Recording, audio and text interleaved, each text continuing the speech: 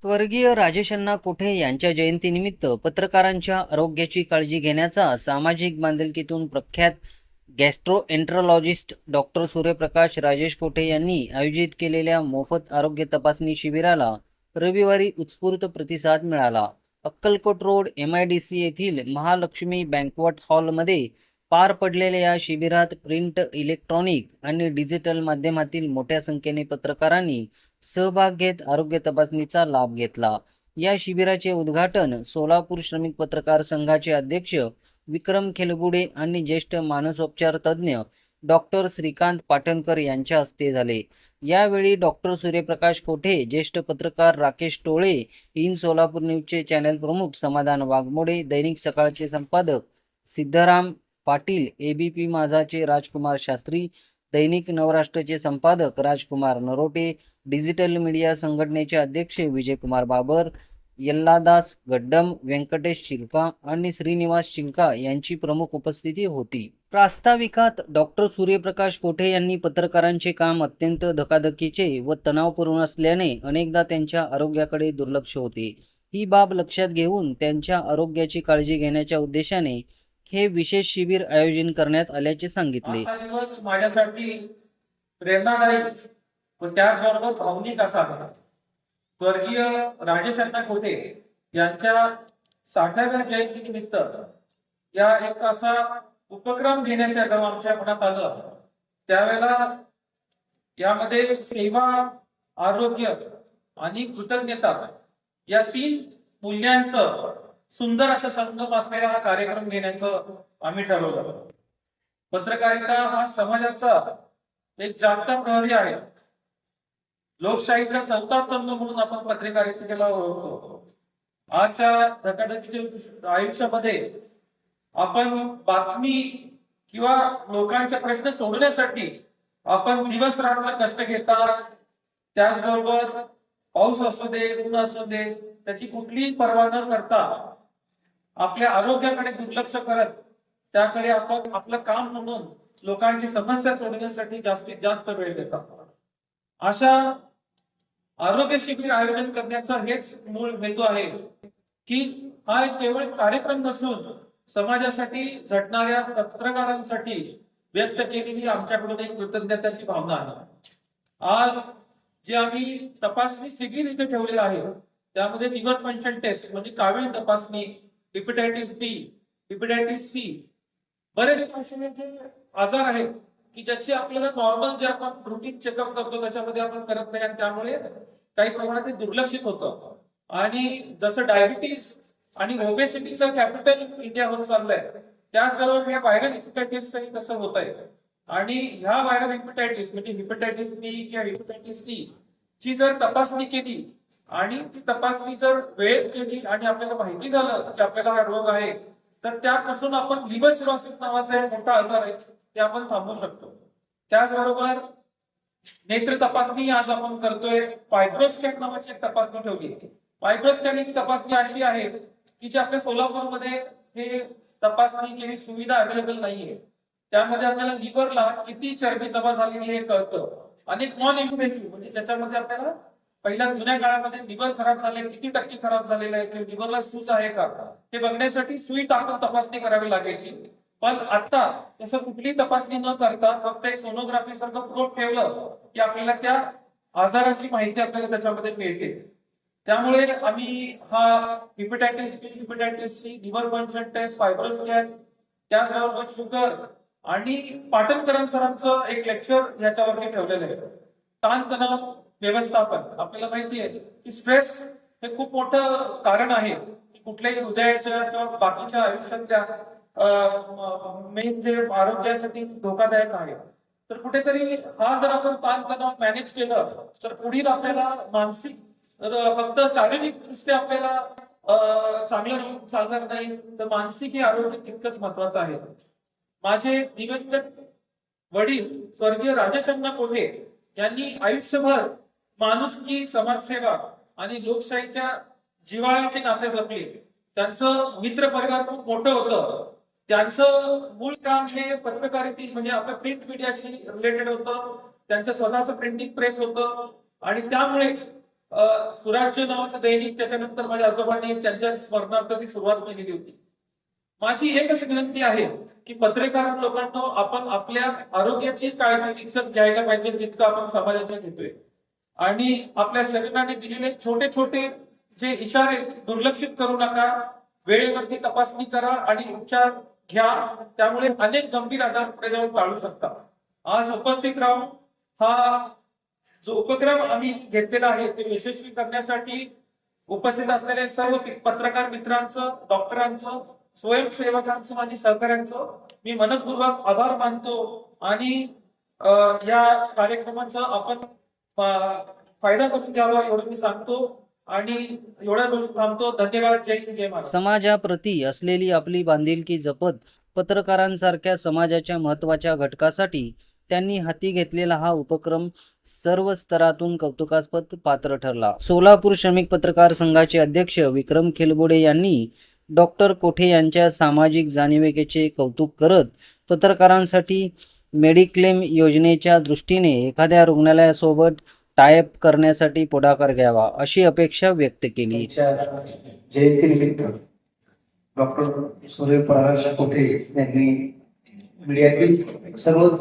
बांधवांसाठी आयोजित केलेल्या या मोफत आरोग्य तपासणी शिबिरात उपस्थित असलेले डॉक्टर पाटणकर सर, पत्रकारांचे मार्गदर्शक आदरणीय राकेशजी टोळे सर, दुसरे मार्गदर्शक आदरणीय सिद्धाराम पाटील सर, आमचे सहकारी समाधानजी वाघमोडे, राजकुमार नवटे, राजकुमार शास्त्री, सर्व पत्रकार बंधू,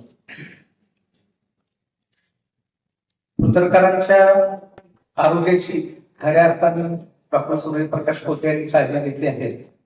आज या ठिकाणी मोफत आरोग्य तपासणी शिबिर त्यांनी आयोजित केलं.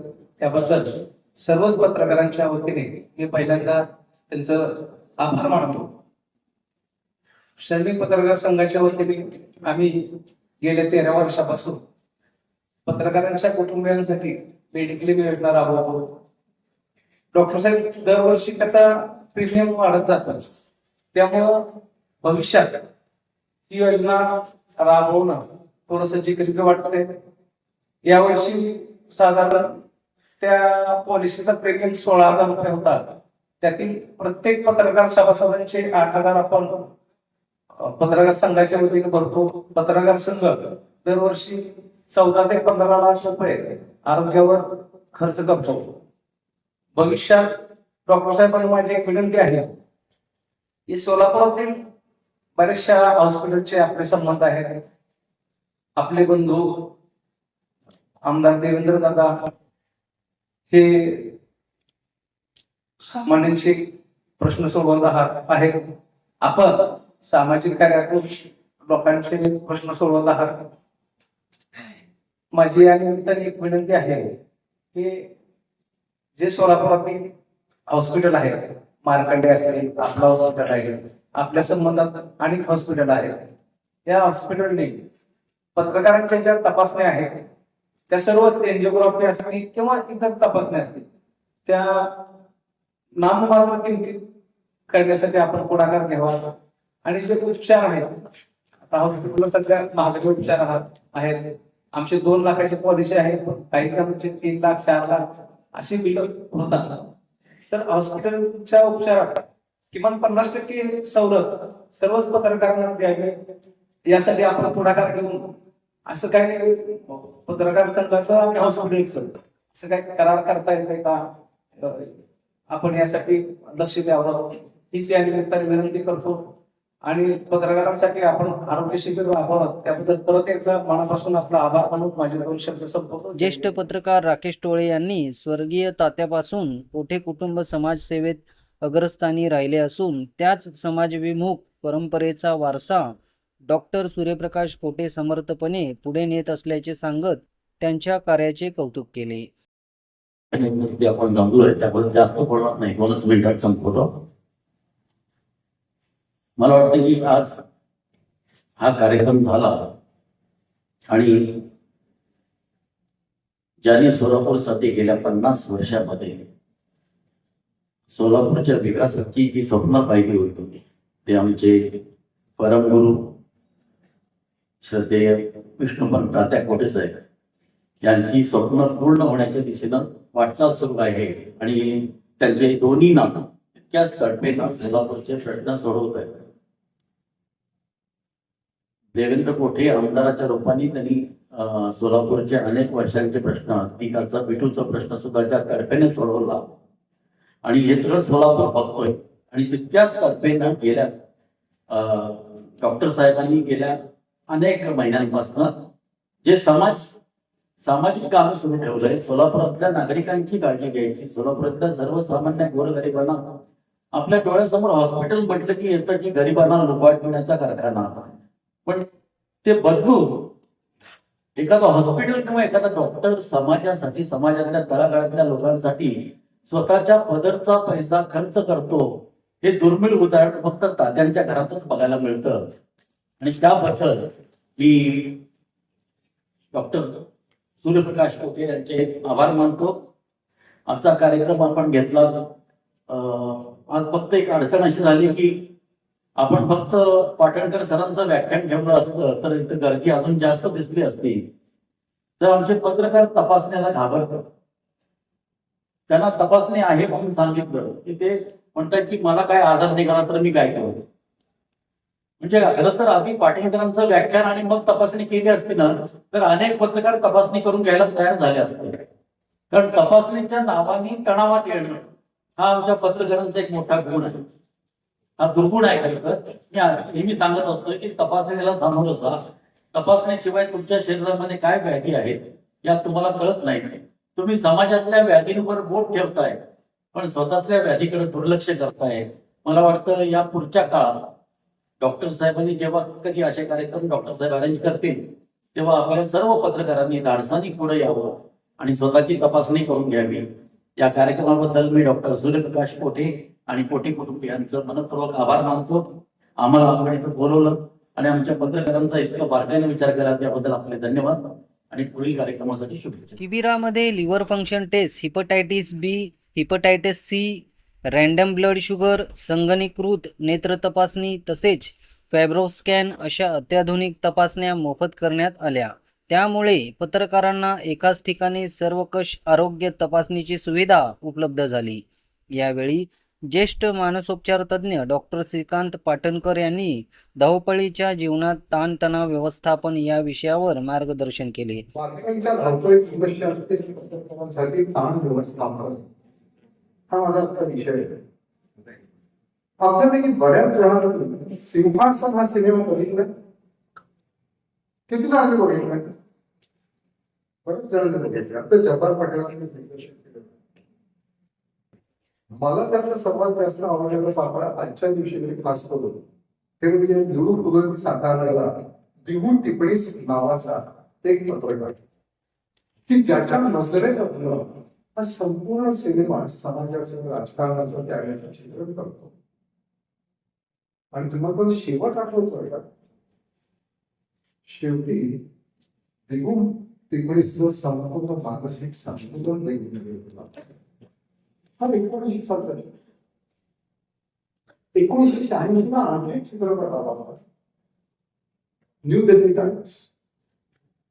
हा हिंदी चित्रपट होता. याच्यामध्ये शशी कपूरनी या न्यू दिल्ली टाइम्स या वृत्तपत्राच्या संपादकाचं काम केलं होतं. आणि त्यामध्ये त्या संपादकाला येणाऱ्या अडचणी कात्रीत सापडलं. जनता, वाचक, मालक, वृत्तपत्राचे मालक आणि सत्ताधारी याचा मोठा संघर्ष तेव्हा झाला. तेव्हा देखील पत्रकारांमध्ये काम होताच आणि आज तो काळ आणखी वाढलाय. कारण आता त्याच्यामध्ये इलेक्ट्रॉनिक मीडिया आले, व्हॉट्सअप आणि सोशल मीडिया आलेला आहे. ब्रेकिंग न्यूज नावाचा प्रकार आहे. त्यामुळे डेडलाईन आता कंटिन्युअस चालूच आहे. आणि ह्या धावपळीमध्ये नेक्स्ट स्लाइड खालचं वाटतं ते महत्वाचं आहे. You cannot control the waves but you can learn to surf. समुद्रामध्ये वादळ येतं, त्या वादळाचा सामना करण्याकरता त्या लाटांवर आपल्याला स्वार परिस्थिती आपल्या हातात नाहीये, परिस्थिती बदलते, पण परिस्थितीला प्रतिसाद मी कशा प्रकारे रिॲक्ट करतो हे माझ्या हातात आहे. आणि त्याच्यामधूनच हा ताण तणाव कसा निर्माण होतो ते आपण बघूया. आम्हा डॉक्टरांसारखीच किंवा पत्रकारांची वेगळी जीवनशैली आहे. प्रत्येक व्यवसायाची एक वेगळी जीवनशैली आहे आणि त्याच्यामध्ये ताण हा अंतर्भूतच असतो. सर्वात जास्त ताण कुणाला असं पाहिजे, एअर ट्रॅफिक कंट्रोल असतात ना, विमानांचं साठ येणं जाणं वगैरे बघणार आहे, पण त्याला सेकंदात मिळायला गेला. आता मी या लेक्चरची तयारी करताना सहज बघत होतो की डॉक्टर आणि पत्रकार ते जर ताणाखाली राहत असतील तर त्याच्यावर काय परिणाम होत असतील, त्यांचं आयुष्यमान कमी असतं पत्रकार. तर मला डॉक्टरांसंबंधी मिळालं, आपलं भारतीय माणसाचं सर्वसाधारण आयुष्यमान आहे 69 ते 70 वर्ष, पण भारतीय डॉक्टरांचं आयुष्यमान साधारण 10 वर्षांनी कमी आहे ऍव्हरेज. पत्रकारांच्या बाबतीमध्ये असा कुठला डाटा, काही माहिती किंवा असा काही अभ्यास माझ्या तरी पाहणी आला नाही. पण ते आपल्या पत्रकारांचे महाराष्ट्रातील सगळीकडे माहिती निश्चित कामाची वेळ नाही. तुम्ही कदाचित असेल, पण मला माहिती नाही जुन्या काळाचे पत्रकार मित्र असायचे, रात्री 12, 1, 2 वाजता वगैरे प्रेस बंद व्हायला पाहिजे आणि सकाळी उशिरा उठायचे. सगळ्यांमध्ये ब्रेकिंग न्यूज, माझी बातमी आधी यायला कित्येक वेळा आपण असं होतं त्या बातमीची खरेपणा लहानशा करण्याची सुद्धा घाई होते. आपल्याला माहिती आहे जयप्रकाश नारायणांच्या मृत्यूची बातमी आधी ते मृत्यू व्हायच्या आधीच जाहीर केली करण्यात आली होती. आपल्या सोशल मीडियाने तर तहर केलं, पांडुर श्वासनागरला त्यांनी आतापर्यंत अनेक वेळा बातमी, तेव्हा बातमी अशी फोन करा आणि ती घाई. इंग्रजीत एक म्हण आहे, हरी, वरी अँड करी, या 3 गोष्टी माणसाला त्रासदायक असतात. हरी म्हणजे घाई, वरी म्हणजे चिंता आणि करी म्हणजे आपल्याकडचं अत्यंत मसालेदार जेवण. पुढचा भाग असतो सतत फोन, व्हॉट्सअप. आम्हा डॉक्टरांसारखा मला वाटतं तुमचाही फोन चालूच ठेवावा, बंद करून चालत नाही. आणि जे असं सेवली ते आम्हा डॉक्टरांनी ते मला पेशंट बरोबर इन्व्हॉल्व होतात. पेशंट बरा होता ना, एखाद्या पेशंटला रिस्पॉन्स नाही आला तर दुःख होतं. चांगल्या काळामध्ये डायरेक्ट संपर्क असतो. पहाटे बातमी ते महामार्गावरती एक ऍक्सिडेंट झालाय, कव्हर करायला लगेच जा आणि तिथं ते बातमी म्हणून बघायचं. त्या एक सहसंवेदना म्हणून तिथे असणाऱ्या लोकांचे पडले किंवा जखमी झाले, हा बॅलन्स करणं देखील हा एक मोठा. कार्यक्रमाचे सूत्रसंचालन ऐश्वर्या हिवारे यांनी केले, तर आभार प्रदर्शन वासुदेव इप्पलपल्ली यांनी केले. डॉक्टर सूर्यप्रकाश कोठे यांनी स्वर्गीय राजेशअण्णा कोठे यांच्या जयंतीचे औचित्य साधून पत्रकारांच्या आरोग्याला प्राधान्य देत राबविलेला हा सामाजिक उपक्रम उपस्थितांकडून आणि पत्रकारांकडून विशेष कौतुकाचा विषय ठरला आहे.